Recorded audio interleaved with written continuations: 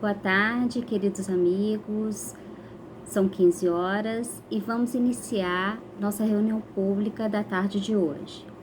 Sejam bem-vindos todos que estão aqui conectados e pedimos que se inscrevam em nosso canal do YouTube. Ativem o sininho para serem notificados e curtam também os nossos vídeos. Pedimos também que curtam nossa página no Facebook e Instagram, Lar Espírita Servos de Maria. Lá vocês terão todas as informações das atividades online da casa. Dados nossos recados, vamos agora fazer a leitura da página inicial, seguida da prece de abertura. A mensagem de hoje é do livro Pão Nosso, pelo Espírito Emmanuel, através da psicografia de Francisco Cândido Xavier. A mensagem de número 152 intitula-se De que modo? O versículo destacado por Emmanuel está na primeira carta de Paulo aos Coríntios, capítulo 4, versículo 21. Nos diz Paulo: Que quereis? Irei ter convosco com vara ou com amor e espírito de mansidão? Comenta Emmanuel: Por vezes, o apóstolo dos gentios, inflamado de sublimes inspirações, trouxe aos companheiros interrogativas diretas, quase cruéis, se consideradas tão somente em sentido literal, mas portadoras de realidade admirável quando vistas por intermédio da luz imperecível. Em todas as casas cristãs vibram irradiações de amor e paz. Jesus nunca deixou os seguidores fiéis esquecidos, por mais separados caminhem no terreno das interpretações. Emissários abnegados do devotamento celestial espalham socorro santificante em todas as épocas da humanidade. A história é demonstração dessa verdade inconteste. A nenhum século faltarão missionários legítimos do bem. Promessas e revelações do Senhor chegam aos portos do conhecimento de mil modos. Os aprendizes que ingressam nas fileiras evangélicas, portanto, não podem alegar ignorância de objetivo a fim de esconder as próprias falhas. Cada qual, no lugar que lhe compete, já recebeu o programa de serviço que lhe cabe executar cada dia. Se fogem ao trabalho e se escapam ao testemunho, devem semelhante anomalia à própria vontade paralítica. Eis porque é possível surja um momento em que o discípulo ocioso e pedinchão poderá ouvir o mestre sem intermediários exclamando de igual modo: Que quereis? Irei ter convosco com vara ou com amor e espírito de mansidão? Vamos orar? Vamos agora fechar os nossos olhos e elevar os nossos pensamentos. Querido Mestre Jesus, obrigada por mais esse dia. Obrigada por mais essa oportunidade de estarmos aqui reunidos nesse retorno das nossas atividades das tardes de terças. Abençoe a cada um que está aqui conectado, assim como, Senhor, todos os nossos irmãos de humanidade, encarnados e desencarnados. Pedimos vossa proteção para esse nosso singelo trabalho e que nosso querido amigo Hélio seja instrumento de vossa palavra. Sê conosco hoje e sempre, graças a Deus. Vamos chamar para apresentar nosso estudo da tarde de hoje o nosso companheiro Hélio Ribeiro, da Casa Batuíra, em São Gonçalo. Seja muito bem-vindo, Hélio.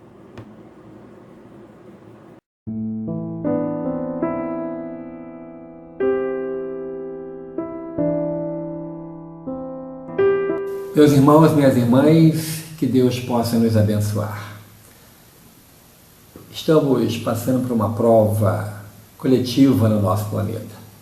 Nesse momento, nós temos que valorizar um ensinamento que nós já temos. A doutrina espírita faz o grande diferencial nessa hora, porque nos ensina tudo isso que nós estamos passando, nos ensina sobre o valor da resignação, nos ensina sobre as provas coletivas, nos ensina sobre a lei de causa e efeito, de ação e reação. E no Evangelho segundo o Espiritismo, capítulo 5, que é o maior capítulo do Evangelho segundo o Espiritismo, um livro organizado pelo professor Allan Kardec, durante um período que ele estava também de quarentena, mas de um descanso forçado por seu médico, porque ele estava trabalhando, ou melhor, estava dormindo só 4 horas por noite. E aí o seu médico determinou que ele ficasse de repouso, no mínimo durante 1 mês. E ele, não tendo dinheiro, mas tendo amigos, um grande amigo seu lhe ofereceu a chave de uma casa à beira do mar, na Normandia, e ele foi para lá. E o amigo ainda tomou cuidado de colocar, abastecer a despensa, armários abastecidos, e ele foi, e ele durante esse 1 mês organizou esse livro maravilhoso, que é o Livro Farol, que deve estar sempre ao alcance de nossas mãos, qualquer hora e qualquer momento. No capítulo 5, que fala sobre bem-aventurados aflitos, Allan Kardec fala sobre o bem e mal sofrer, ou seja, qual é a nossa reação, como que nós devemos entender isso que nos sucede, ou os insucessos que nos visitam. Primeiro, nós entendemos que pela lei da reencarnação, nós somos artífices do nosso próprio presente. Nós passamos pelas provas pelas quais nós mesmo estamos precisando passar. E nós temos uma facilidade muito grande de fazer coisa errada. Abrindo a boca, falando, nós erramos. Sendo omissos, nós erramos. Praticando ou deixando de praticar esse ou aquele ato, nós erramos.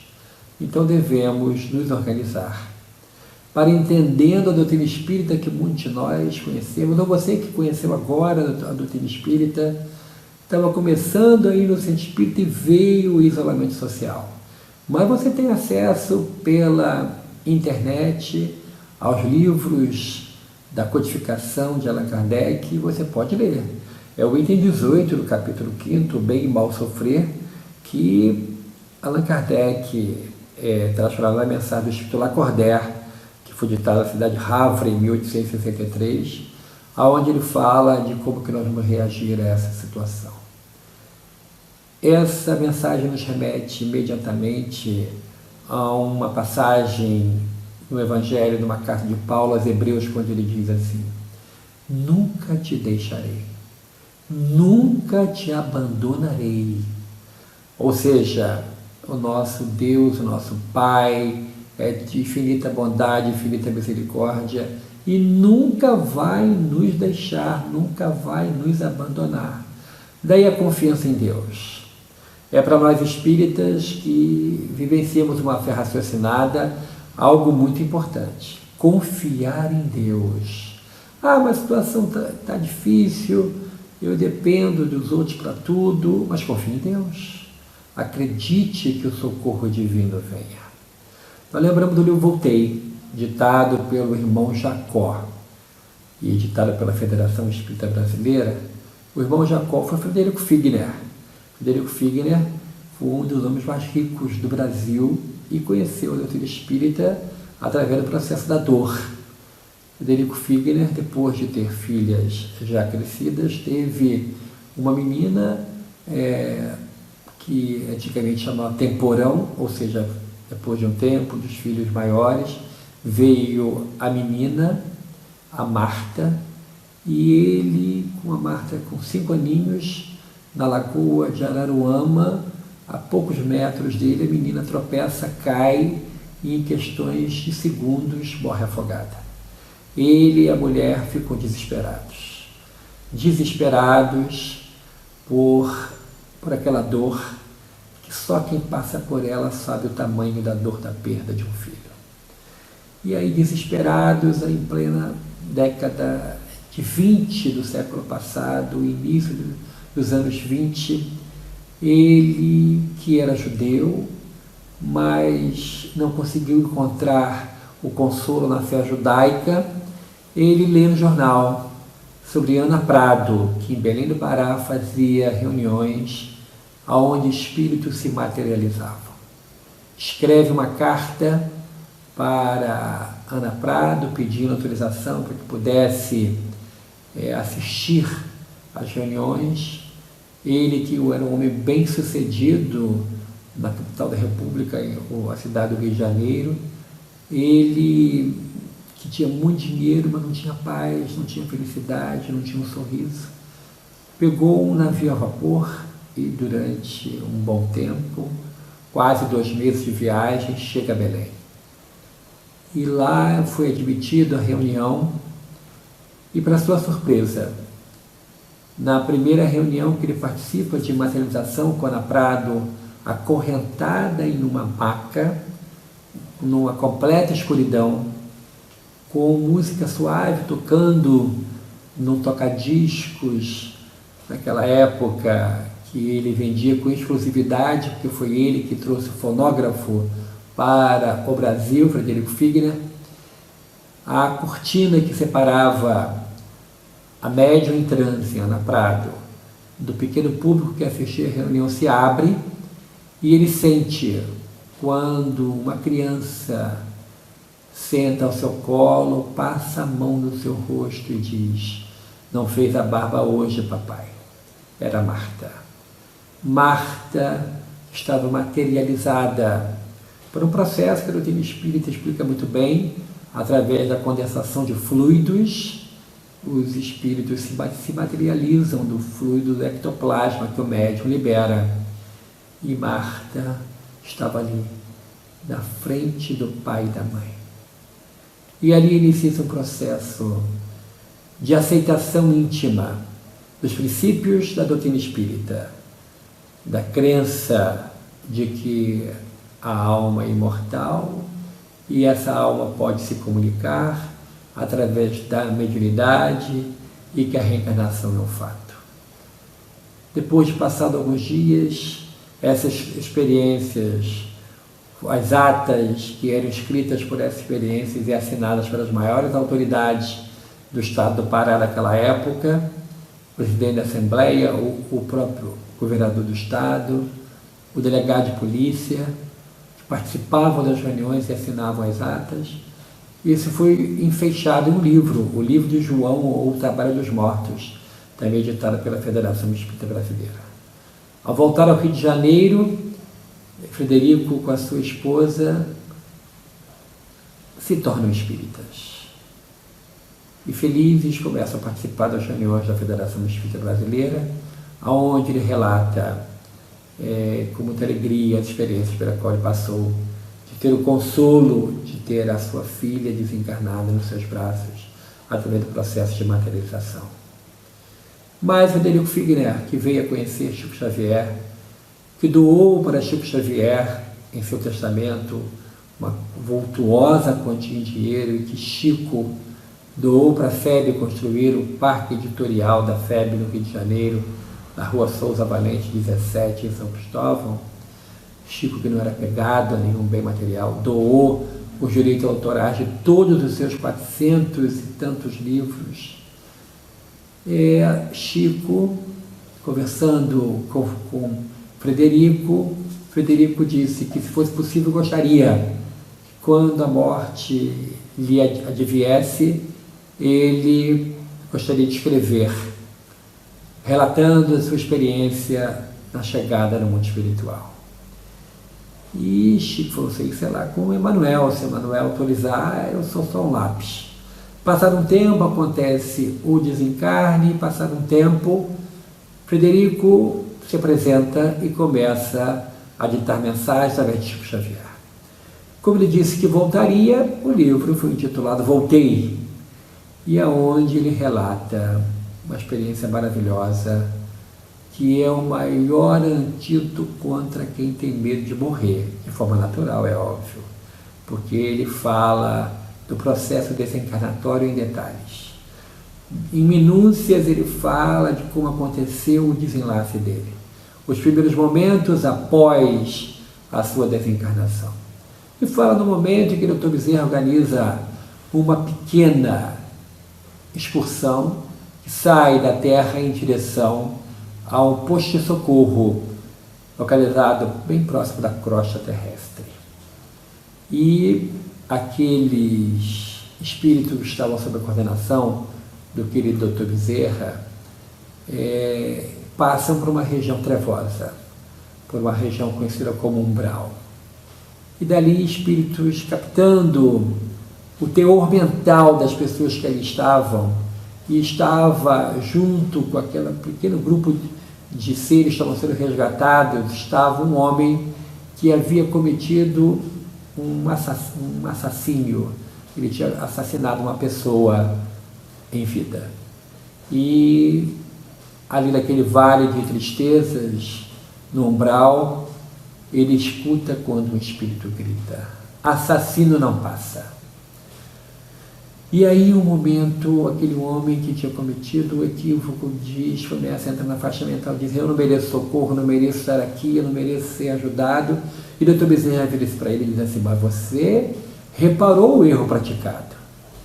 Durante anos após o erro que você cometeu, você reparou fazendo bem a muita gente. Então você já quitou esse débito, merece esse socorro. E virando-se para Frederico Figner, que depois no livro se torna o irmão Jacó, e diz assim: faz uma prece. E a ordem do Dr. Bezerra para ele, e ele pega de surpresa, e ele recita um salmo. Um salmo que traz para ele a certeza de que o Senhor é o nosso pastor e nada nos faltará. Então, se o Senhor é o nosso pastor e nada nos faltará, por que nós não devemos ter confiança em Deus? A confiança em Deus deve ser para nós, espíritas, ou você que está me assistindo e que ainda não se professa, não se diz espírita, a certeza do socorro divino. Deus não nos abandona nunca. Nunca te deixarei. Nunca te abandonarei. A misericórdia de Deus é para todos. Envolve a todos nós como o ar que respiramos, que nos envolve, dando-nos a certeza e a confiança de que a bondade de Deus vem a nosso socorro. Então, meus irmãos, nesse momento do isolamento social, muitos perdem a confiança. Ficam imaginando que isso não vai ter um fim. Mas vai ter. Tudo tem um fim. Não há nada de ruim que dure para todo sempre, diz o ditado popular. Nada de bom que um dia não acabe. Mas a bondade de Deus está acima de tudo isso. A misericórdia do Altíssimo envolve a todos. E o socorro vem para todos nós. Basta que sigamos as orientações das autoridades sanitárias. Basta que sigamos as orientações que a doutrina espírita nos dá quanto à vigilância mental, quanto à nossa alimentação mental. Então, vai uma dica: não fique ligado no noticiário 24 horas por dia. Não vai te fazer bem. Se você não tem a seu alcance o recurso da internet, vá a um livro. Vá ao Evangelho segundo o Espiritismo, e você pode ter ali o consolo necessário para que possa entender esses dias nebulosos que estamos passando. Mas que possa também lembrar dos dias de sol, dias de alegria, porque o sol traz alegria, alegria da vitória. E a maior vitória é a vitória com Deus. A vitória com Deus é bem diferente da vitória dos homens com os homens, que é funesto e tudo passa. Mas aquilo que vem com Deus é para todo sempre. A vitória com Deus é a vitória sobre nós próprios. E nesse momento do isolamento, nós lutamos contra nós próprios, contra as nossas imperfeições, contra as nossas negatividades. Mas a confiança de que, apesar dos pesares, apesar de muitas vezes você, num processo de autoculpa, não exerce o auto-perdão, não consegue entender a extensão da misericórdia divina e entra numa faixa de que eu mereço o desencarne agora, eu mereço ser infectado, eu mereço não ter socorro, eu mereço uma morte difícil, cruel. Não. Deus tem um propósito para cada um. E a bondade de Deus é infinita. Permite que cada um de nós tenha um recomeço. E que possamos todos nós lembrar de figuras ímpares na história e que deram a volta por cima. De pessoas que deixaram rastro de luz por onde passaram, como o querido rei São Luís da França, que aos 16 anos toma a coroa do trono francês. Vem de uma família, de uma dinastia da onde saíram os Luíses, do Luís I ao Luís XVI. Ele foi Luís IX. E retomando, logo assim que assume a coroa do reino da França, retomando uma velha tradição que dizia que o rei da França era um ungido de Deus, uma tradição que o seu avô havia deixado de lado por questões de nojo. Ele organiza na primeira Semana Santa do seu reinado, ele organiza aquilo que ficou conhecido como a bênção dos enfermos. E o povo acreditava que o rei da França era ungido pelos céus. Acreditava que no momento de sua curação, o Senhor Jesus colocava uma bênção muito especial sobre a cabeça do reinante francês. E ele, retomando essa velha tradição, pediu para que os doentes fossem ao palácio. E organizou os doentes e beijou a ferida dos doentes. E passados alguns dias vieram notícia de cura. O rei São Luís da França, em vida, era um homem virtuoso que curava e que trazia a certeza de que a bondade de Deus é infinita. E trouxe a cura para muitas pessoas. E ele continuou com a sua vida virtuosa, trazendo alívio para os sofredores, fazendo um governo justo, sendo um homem de Deus à frente de um país.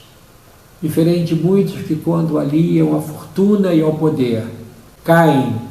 O rei São Luís da França não caiu, assim como a Rainha Santa de Portugal, a Rainha Santa Isabel, não caiu. Não caiu sob o peso do ouro, sob a influência do poder. Não. Mantiveram-se fiel a Nosso Senhor Jesus e seguiram firmes. E apesar de muitos fatores negativos, confiar em Deus, tendo a certeza da bondade divina em suas vidas. Nesses momentos que passamos, que parece que os dias não terminam, que a cinza e a tristeza nos envolve, lembremos do Senhor Jesus, daquele que aplacou uma tempestade em alto mar, daquele que, acordado pelos discípulos, fez um sinal aos céus e o vento parou. Fez outro sinal para as ondas e o mar serenou.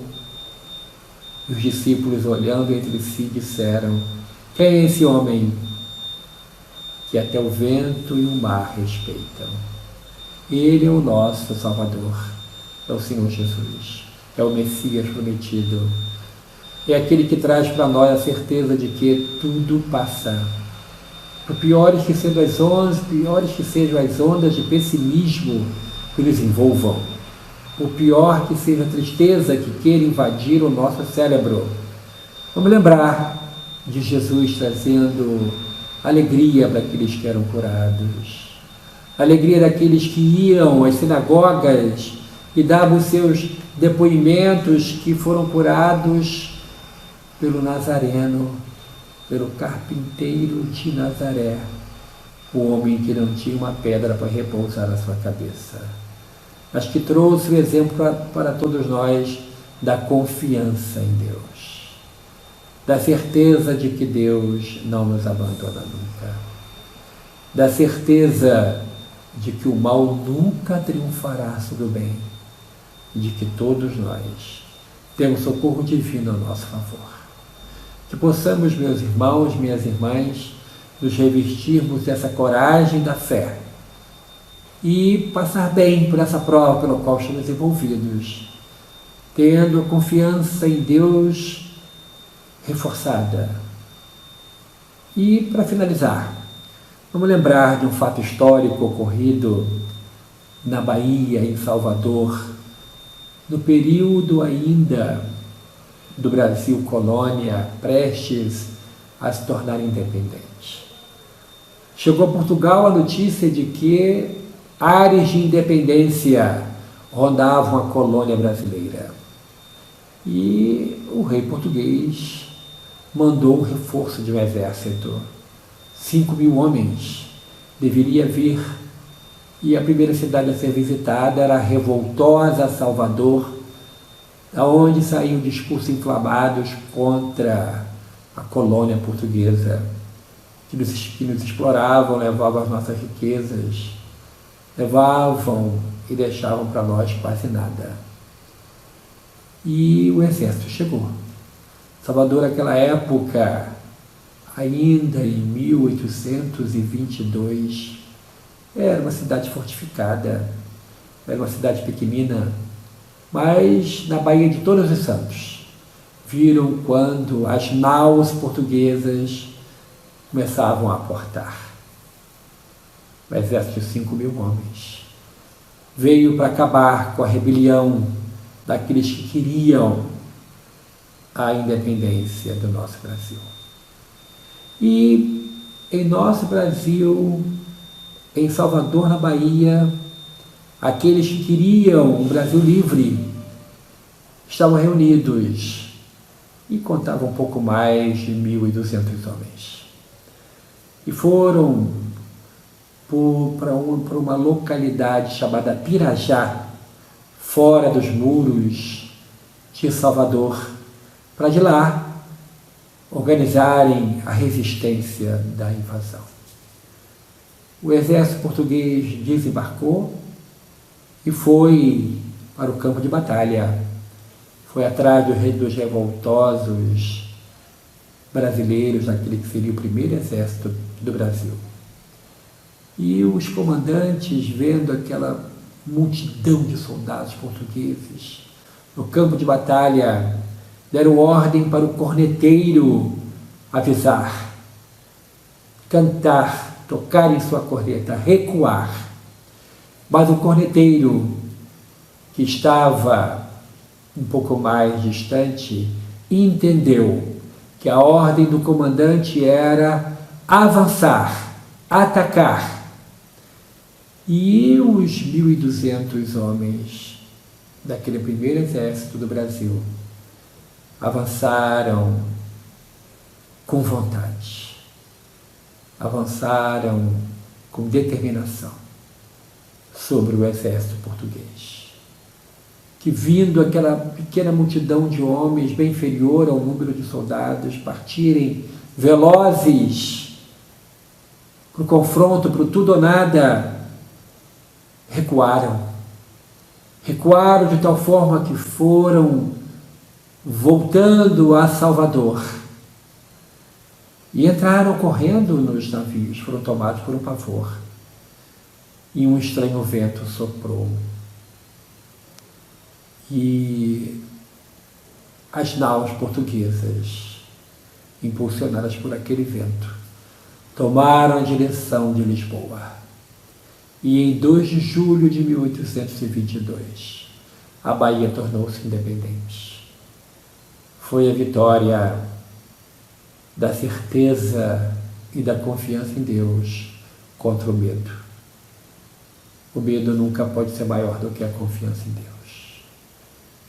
Então, que possamos lembrar do corneteiro de Pirajá e sairmos resolutos para a nossa grande vitória, que está na nossa antessala, esperando que entremos vitoriosos e protegidos com a couraça da fé, para continuarmos com a nossa vida após essa pandemia. Que Deus nos abençoe abundantemente. Que o Senhor Jesus te cubra de coragem, de fé, de bom ânimo e de alegria, hoje e sempre. Muito obrigado, muita paz a todos.